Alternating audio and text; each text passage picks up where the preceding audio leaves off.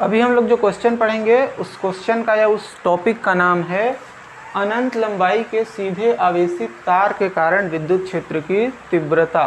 मतलब एक तार है L, ये अनंत लंबाई का है ना, अभी तो इतना ही दिख रहा है, लेकिन इसकी लंबाई इधर भी अनंत है और इधर भी अनंत है, इसकी लंबाई अनंत है।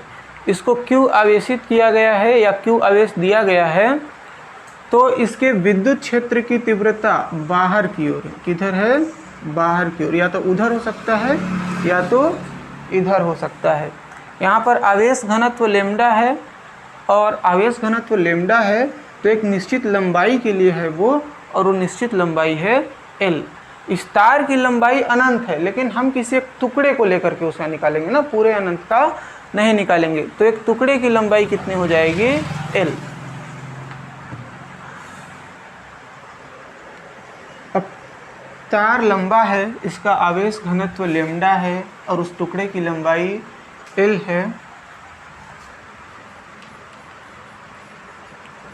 तार सीधा है, अतः तीव्रता को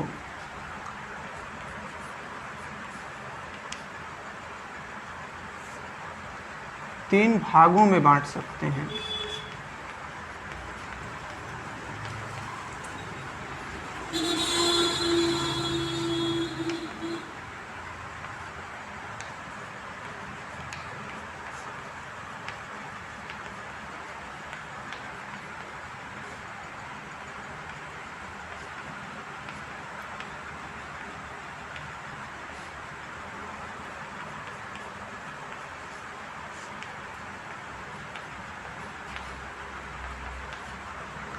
और चित्र के अनुसार ये कैसा आकार दिख रहा है? बेलन के जैसा दिख रहा है ये वाला।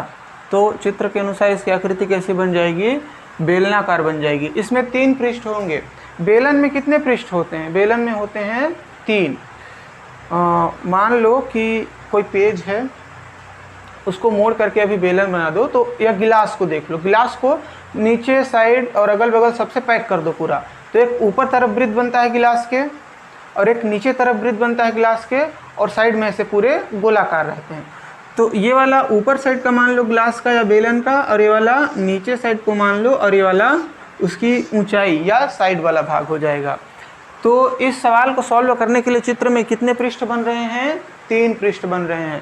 पहला S1 और दूसरा ये वाला ऊपर वाला वृत्त है S1, और ये जो इसका लंबाई है ना वो वाला है S2, और नीचे वाला जो वृत्त है वो है S3। तो पहला हो जाता है S1 ऊपरी पृष्ठ, और दूसरा हो जाता है, 3 भाग में बांट सकते हैं, तो दूसरा जो भाग होता है वो होता है S2 मध्य का पृष्ठ, और तीसरे नंबर पे S3 निचला पृष्ठ। 3 भागों में इसको बांट दिया गया है। अब यहाँ पे विद्युत क्षेत्र की तीव्रता उत्पन्न होगी तो फ्लक्स भी उत्पन्न होगा। तीव्रता के साथ साथ क्या उत्पन्न होता है? फ्लक्स। और जहाँ भी फ्लक्स उत्पन्न होता है उसमें किसका प्रमेय काम करता है? गाउस का।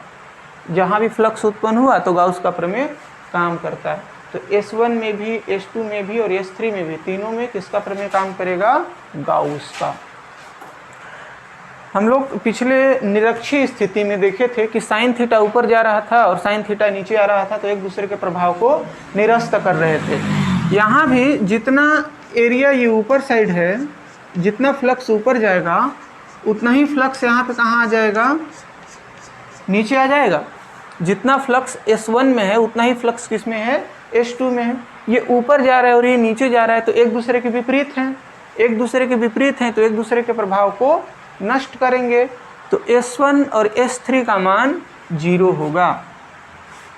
S1 और S3 एक दूसरे के विपरीत दिशा में है, एक दूसरे के विपरीत दिशा में है।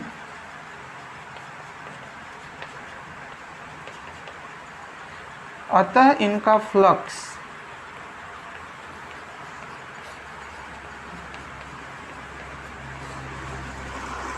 जीरो होगा, इनका फ्लक्स कितना हो जाएगा, जीरो। तो हम लोग लिख सकते हैं इसको फाई ई DS1 के लिए कितना हो जाएगा, जीरो, और फाई ई DS3 के लिए भी कितना हो जाएगा, जीरो।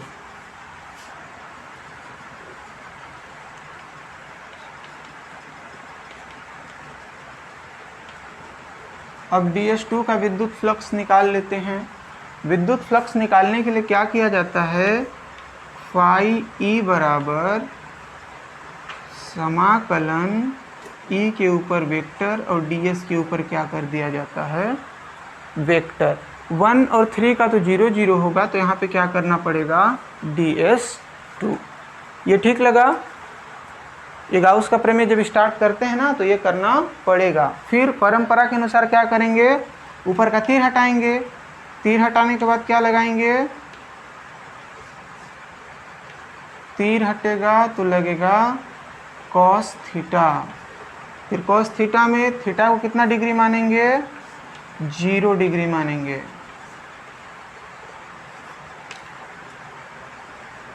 और कॉस 0 डिग्री मानेंगे। कॉस 0 डिग्री का वैल्यू कितना होता है, 1 होता है। तो फाई ई बराबर ई DS2 हो जाएगा। कॉस 0 डिग्री का वैल्यू 1 होता है। अब जिन राशियों का समाकलन नहीं होता उसको समाकलन के बाहर निकालेंगे, तो ई का तो समाकलन नहीं होगा, तो ई वाला आ जाएगा बाहर। तब क्या हो जाएगा, फाई ई बराबर ई समाकलन, यहाँ पे क्या आ जाएगा, DS2। अभी तक DS आ रहा था तो एक गोला लिए थे, गोला लेते हैं तो गोले में क्या आता है, गोले का पृष्ठ आता है 4πr²।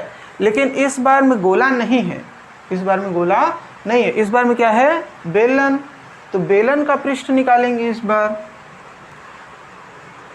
तो DS2 यहाँ पे है बेलन, तो बेलन का वक्र पृष्ठ कितना होता है, बेलन का वक्र पृष्ठ, फॉर्मूला 2πr और L, इसका होता है 2πr। तो DS2 के मान को यहाँ पे रख देंगे। तो फाई ई बराबर ई, इसके जगह पे क्या आ जाएगा, 2πr और L, इसको मान लेंगे समीकरण 1। इसके बाद गाउस का प्रमेय लगाएंगे।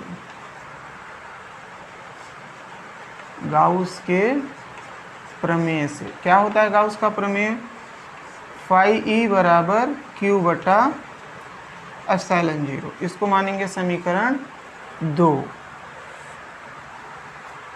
अब यहाँ पे नहीं मानते हैं ना, यहाँ पे Q बराबर क्या है, आवेश है, Q बराबर है आवेश।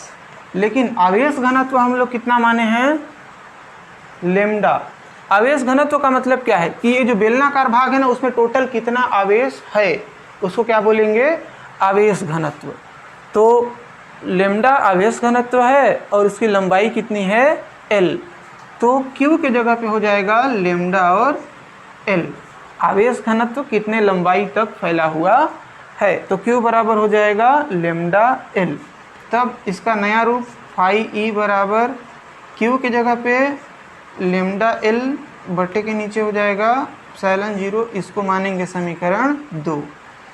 समीकरण 1 और 2 को ध्यान से देखें तो एक पक्ष बराबर है, एक पक्ष बराबर है तो दूसरा पक्ष भी बराबर होगा। तो इसके दूसरे पक्ष में है ई 2πr और L, इसके दूसरे पक्ष में है लेम्डा L बटे में एप्सिलॉन 0। हमको क्या ज्ञात करना है, विद्युत क्षेत्र की तीव्रता। विद्युत क्षेत्र की तीव्रता को किससे प्रदर्शित करते हैं, E से। तो E का मान ज्ञात करना है, तो E को यही रहने देते हैं। ये वाला L से वाला L कट जाएगा तो बचेगा, वो बटे के ऊपर बचेगा लेम्डा और 2π और r इधर गुणे में है तो इधर से किसमें चले जाएंगे, भाग में, 2πr और एप्सिलॉन 0 बच जाएगा। तो ये जो चीज़ आया ना, यही है अनंत लंबाई के सीधे आवेशित तार के कारण विद्युत क्षेत्र की तीव्रता का व्यंजक।